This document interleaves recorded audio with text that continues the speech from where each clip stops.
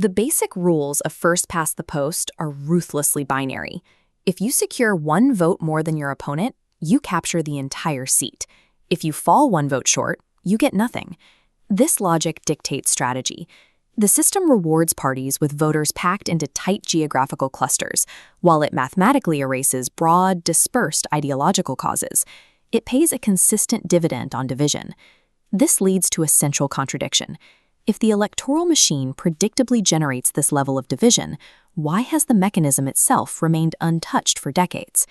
To find the answer, we have to look past democratic ideals and track the immediate financial incentives of the campaign trail.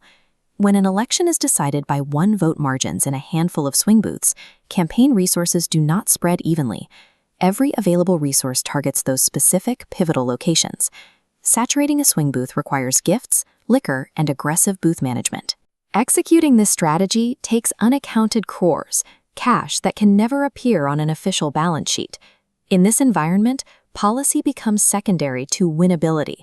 Ethics are a luxury that few candidates can afford when the final mile of a close race requires a massive, off-the-books war chest. An honest teacher or community leader cannot raise these funds. The regional contractor or the local strongman can. They possess the existing networks to move the volume of cash the system demands.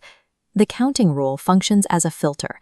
By making the entry price so high and the methods so illicit, it effectively screens for a criminalized candidate pool.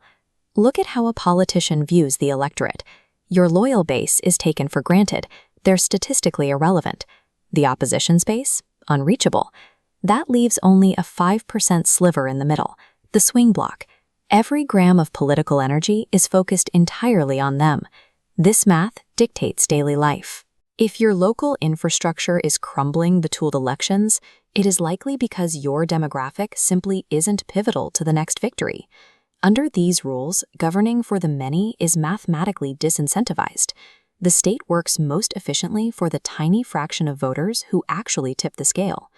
Reform isn't a new idea. The Law Commission studied mixed systems and proportional top-ups decades ago, but those reports continue to gather dust in parliamentary archives. The paradox of reform is that it requires a massive majority in Parliament to change the constitutional rules. To get that majority, a party must have won big under the current system. Asking them to change the rules is asking the system's biggest beneficiaries to saw off the ladder they just climbed. We see this pattern globally. In 2011, the major parties in the UK successfully collaborated to kill a public vote on electoral reform. In Canada, Justin Trudeau won an election in 2015 while promising to end first past the post. He abandoned that promise the moment the system handed him absolute power. Smaller parties that genuinely want reform remain trapped. The current math makes them too small to ever demand the changes they need to grow. The electoral system defends itself. It successfully ensures its own survival by disarming the very people it underrepresents. New Zealand provides the only major recorded escape from this loop. They switched to proportional representation in the 90s, but only after a specific systemic failure. For 2 straight elections, the party that received fewer overall votes nationwide still seized absolute power. This wasn't a victory for political wisdom or reform commissions. The machine had created a public mathematical glitch so visible that the winners themselves had to cry foul to maintain their legitimacy. The New Zealand case suggests that reform often requires more than just a logical argument. It requires an accident, a failure public enough that the owners of the machine are forced to fix it. Until that kind of glitch occurs, we are left with the binary of the booth.